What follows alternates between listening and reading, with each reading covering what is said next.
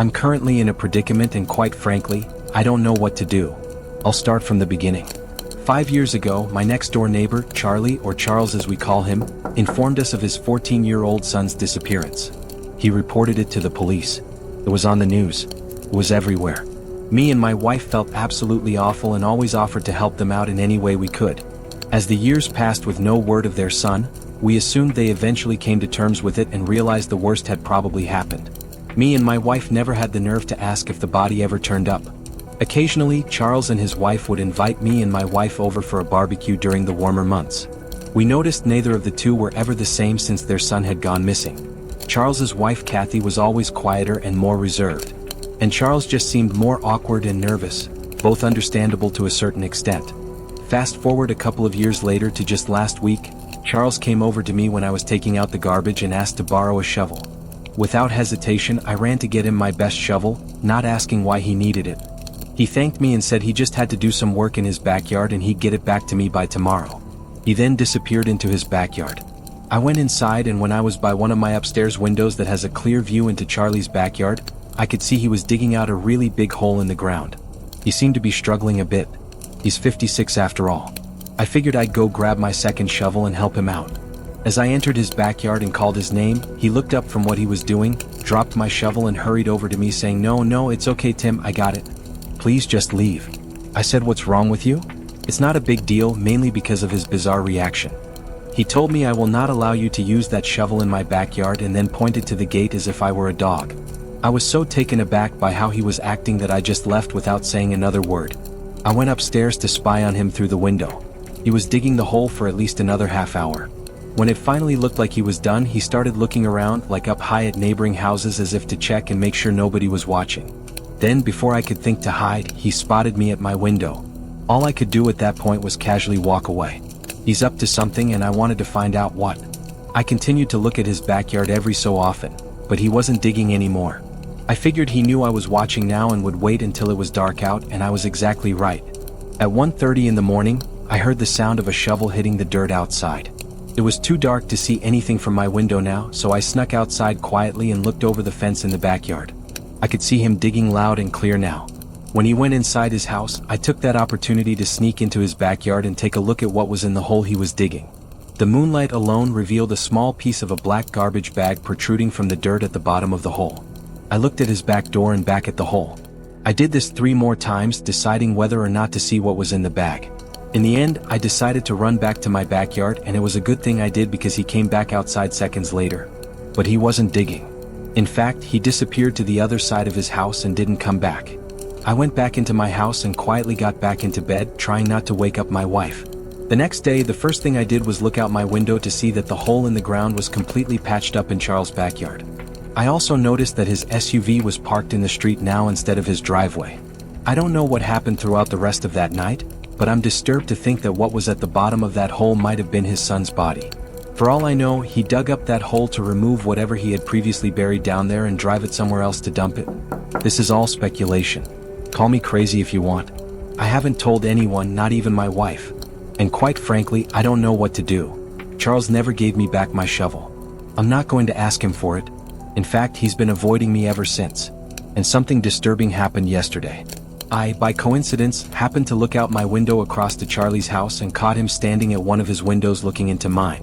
When he saw me, he shut his blinds, and that was in the middle of the day. I have no idea what to do, but I'm honestly terrified. I've lived in 3 houses in my life, 2 with my family and my current house by myself. We lived in the first house for the first 15 years of my life and the second house the next 7 before I moved out to my current home. This experience happened in my first home when I was 15, within the last few months of my family living in that house. I don't remember my family ever being really friendly with the neighbors.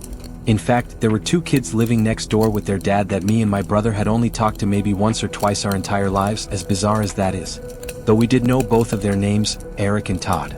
One day, me and my brother, who is 5 years younger than me, were outside playing basketball in the driveway. That was when one of the 2 boys next door, Todd, came outside and walked over to us, initiating a conversation. I don't remember what we said to each other quote for quote, but I remember the first thing that he asked us was if it was true that we were moving. As the older brother, I did most if not all the talking. Todd was probably the same age as me, I never actually asked. By the end of the conversation, he invited me to come with he and his brother to shoot BB guns by the river in the woods down the road the next day.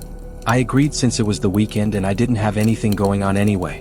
My little brother asked if he could come at the last second, not under the assumption that he was automatically invited as well. Todd said yeah and then walked away.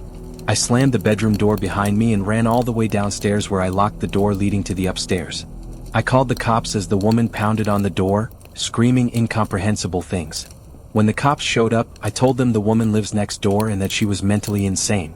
The older woman from next door came over after hearing all the commotion and spoke with the cops, pleading with them to let her go, but they insisted they had to take her in for at least the night. One of the officers asked me if I wanted to press charges, and as he asked this, the older woman gave me the most evil, hateful stare imaginable. I chose not to press charges, but her stare didn't change.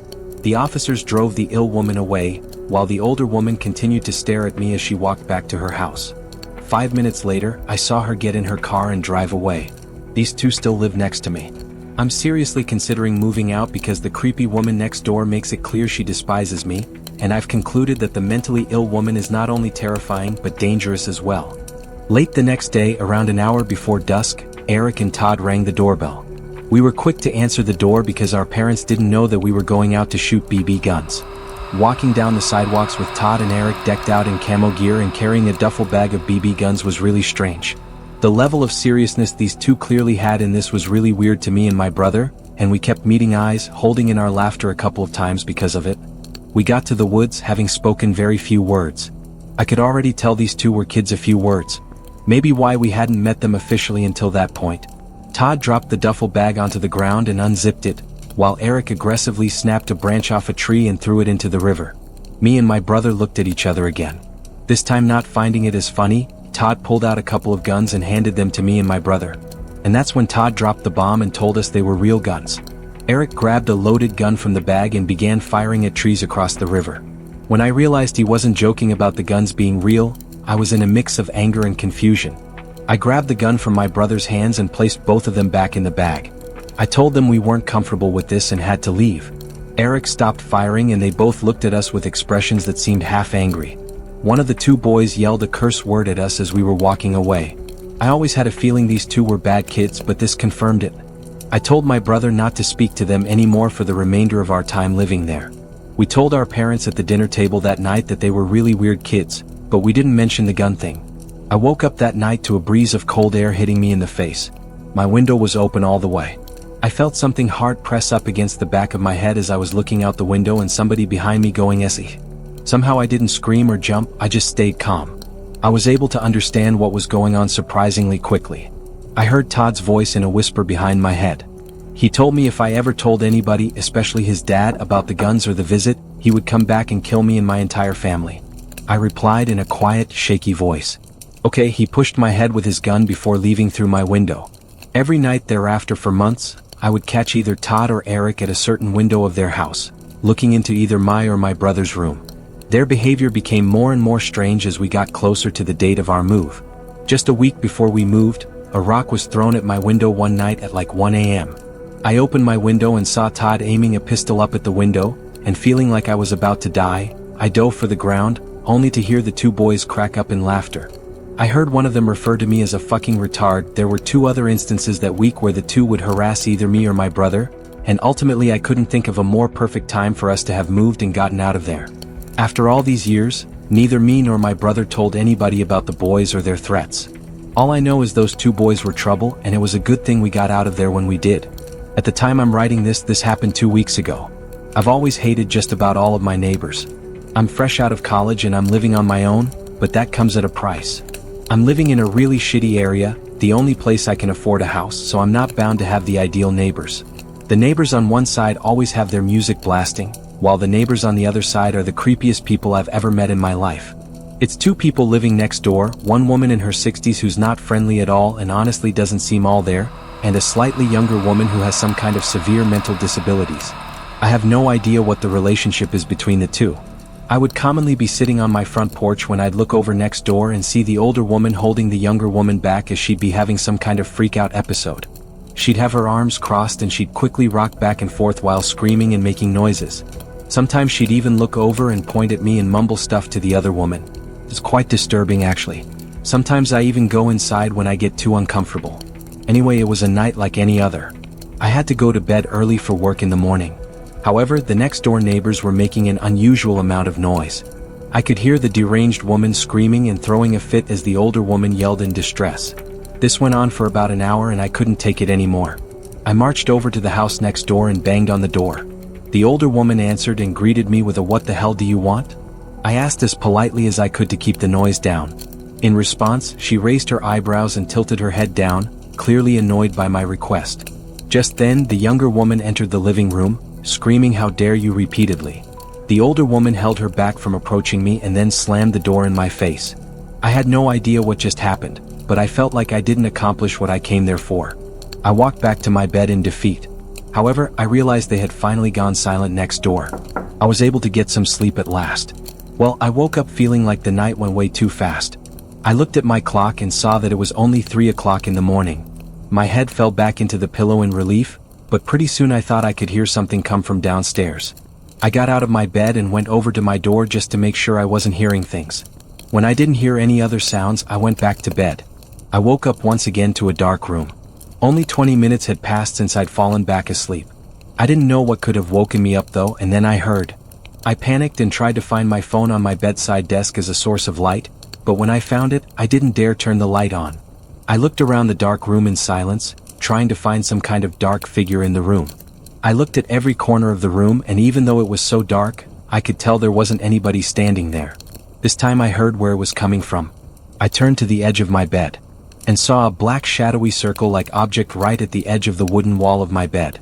When the light of my phone revealed that black object to be the face of the deranged woman from next door, she screamed like the lunatic she was. She screamed as if she were a vampire in the light. I screamed as well. I screamed as I clumsily ran for the door and tripped halfway, looking back to see the woman following me.